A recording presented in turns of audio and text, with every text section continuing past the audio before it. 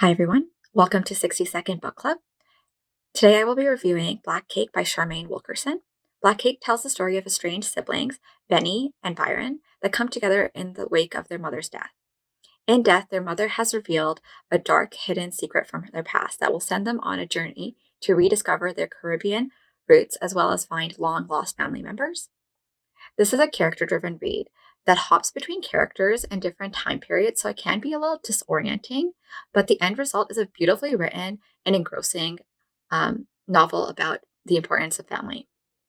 I really enjoyed the well-developed characters that were very relatable. I also enjoyed the writing style. I would give it a 4.5 out of 5 stars. I thought it was a very well done book. If you're a fan of Homegoing by Yagasi, I would highly recommend this as a read alike to that. So give it a read and let us know in the comments what you think.